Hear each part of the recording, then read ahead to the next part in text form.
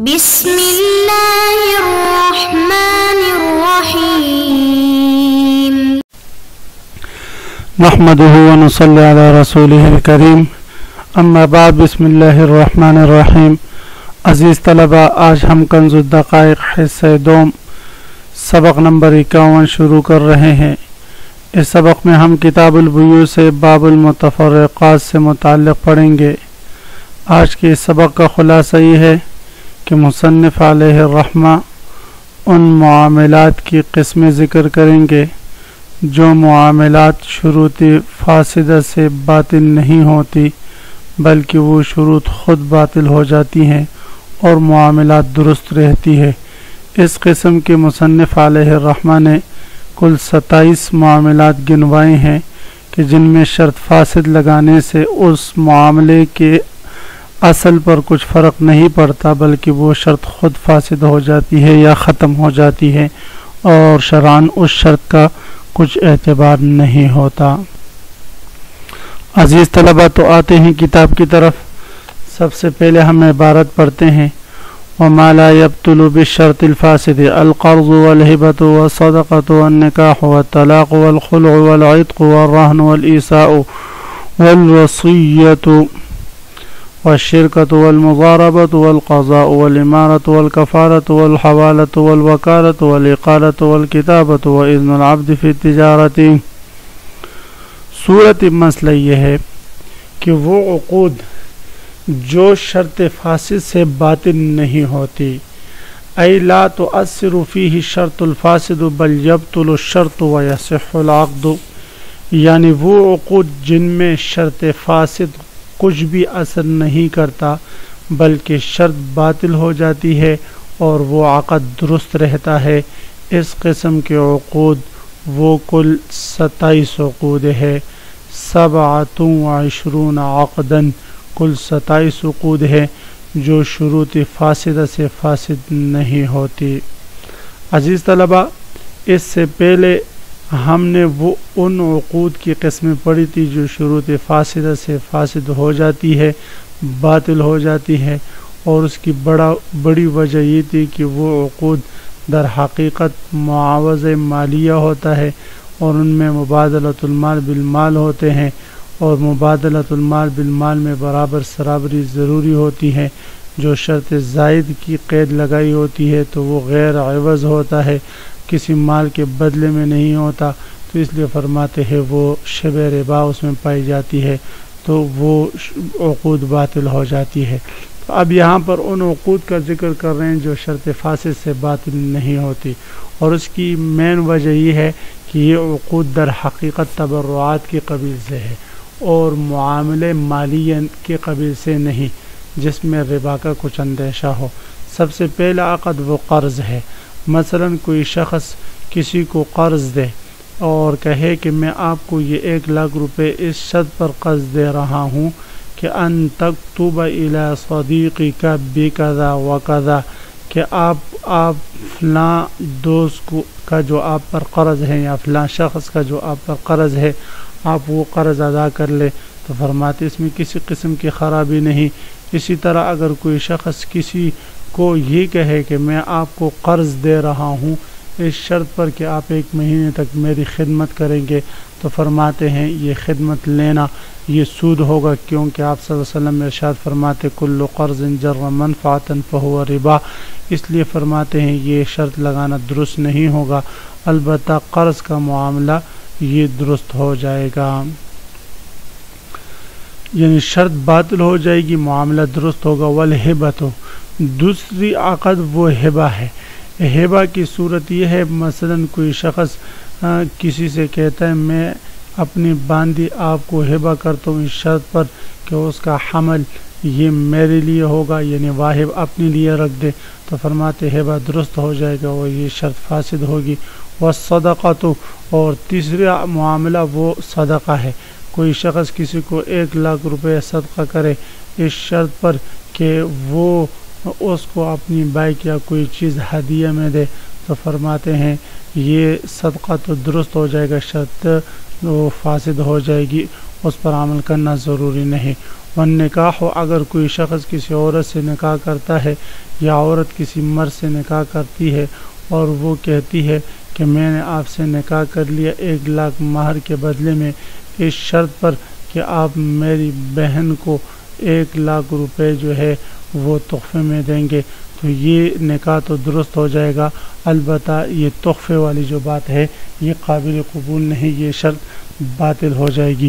والطلاق، اسی طرح اگر کوئی شخص اپنی بیوی کو کہتا ہے میں نے آپ کو 3 طلاقیں دے دی اس شرط پر کہ آپ مجھے گاڑی گفٹ میں دیں گے، تو فرماتے طلاق واقع ہو جائے گی، یہ شروط باطل ہو جائیں گے۔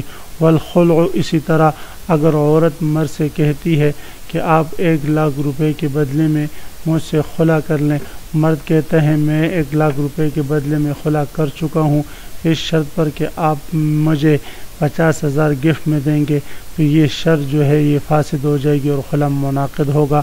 والعتق، اگر آقا اپنے غلام سے کہتا ہے میں آپ کو آزاد کر چکا ہوں اس شرط پر کہ آپ مجھے 50,000 روپے گفٹ دیں، فرماتے ہیں یہ آزادی واقع ہو جائے گی، شرط فاسد ہوگی۔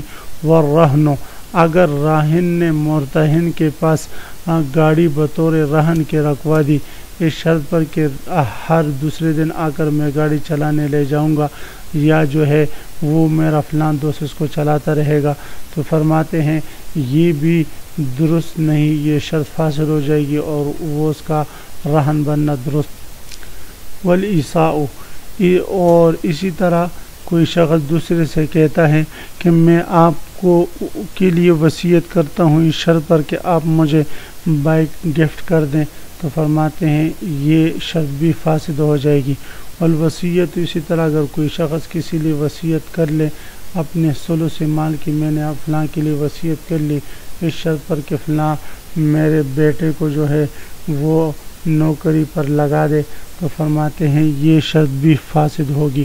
اور شرکت، اسی طرح اگر ایک نے دوسرے سے کہا میں آپ کے ساتھ اس کاروبار میں شریک ہوں اس شرط پر کہ آپ مجھے روزانہ 10 روپے گفٹ میں دیتے رہیں گے، تو یہ شرط فاسد ہو جائے گی، عقد شرکت درست ہوگا۔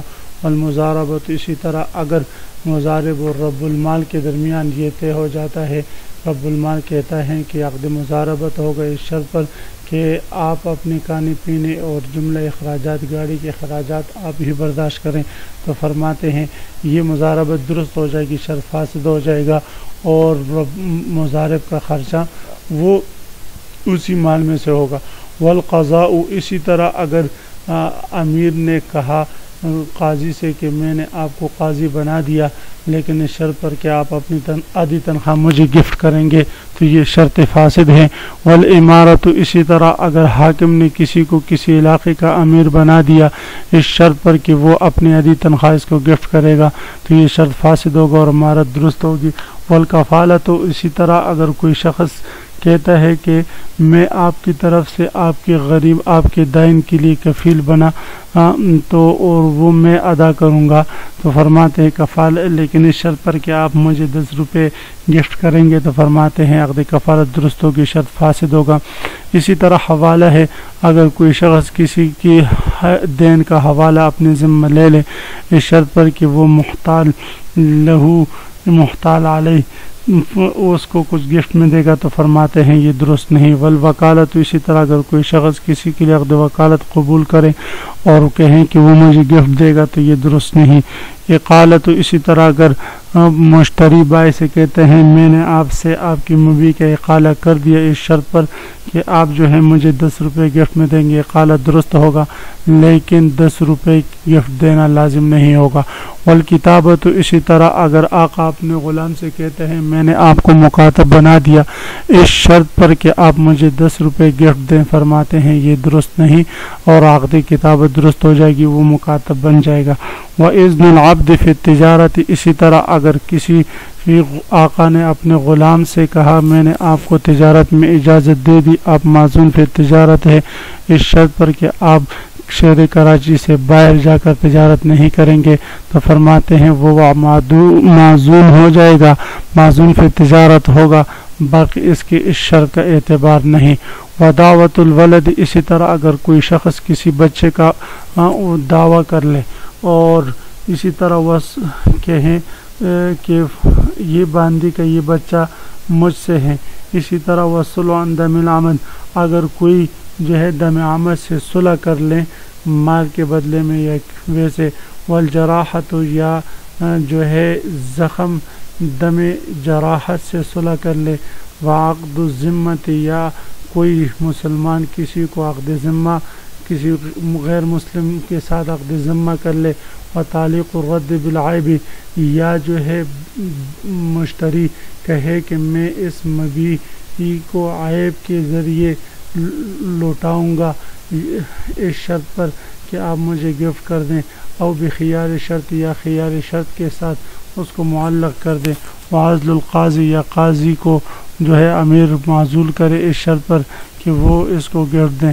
تو فرماتے ہیں ان تمام کے ساتھ اس قسم کی شرائط لگائے تو یہ عقود تو درست ہو جائیں گے، اور جتنے شرائط لگائے ہوں وہ تمام کے تمام شروط فاسد ہو جائیں گے. تو عزیز طلبہ، یہ کل 27 ایسے مسائل میں نے آپ حضرات کے سامنے گنوائے جو شروط فاسدہ سے باطل نہیں ہوتے بلکہ شرط فاسد ان میں اثر ہی نہیں کرتی، اور شرط فاسد خود باطل ہو جاتا ہے اور اس کی کوئی شرعی حیثیت باقی نہیں رہتی. وآخر دعوانا ان الحمد للہ رب العالمین.